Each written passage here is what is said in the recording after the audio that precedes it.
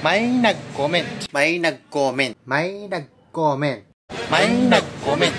Galing kay, hindi ako sure, Ian Alday or Alday.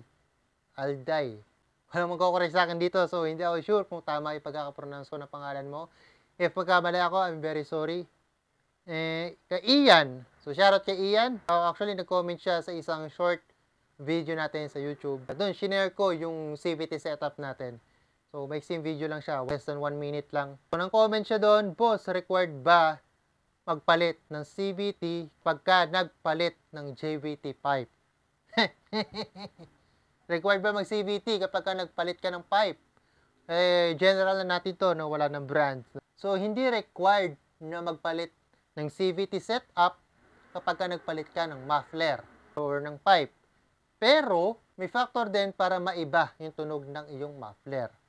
Yes, sinabi ko na para maiba lang ang tunog kasi hindi to para sa lahat. Kasi merong iba na stock yung CVT at okay naman yung tunog sa kanila nung JV or ng muffler nila sa stock na CVT. So, okay naman doon kapag ka nagpalit pa sila ng CVT dahil nga minsan or madalas tumataas ang RPM, may iba yung tunog niya. No? So, nasubukan na namin to sa bayaw ko. Nagpalit siya ng muffler.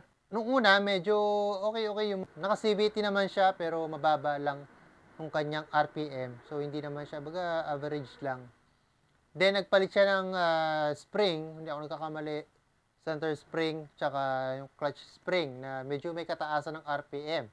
So, doon, medyo may hiyaw-hiyaw at medyo nagustuhan niya yung tunog nung muffler niyan nung nagpalit siya ng CVT. Based on our experience only, and naiiba yung tunog. So, depende sa inyo kung gusto nyo lang naman o hindi. So, again, hindi naman kailangan na magpalit ng CVT. Depende sa iyo kung gusto mo magpalit o hindi.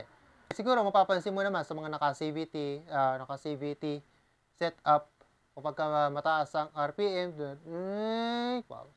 so, syempre, so, ganun ang buga or yung tunog, may konting hiyaw sa makina, and ganun din i-epekto rin yun sa muffler. Syempre, pag humiyaw, ang makina mo, ibubuga ng muffler mo yun na parang dikit-dikit na yung tunog.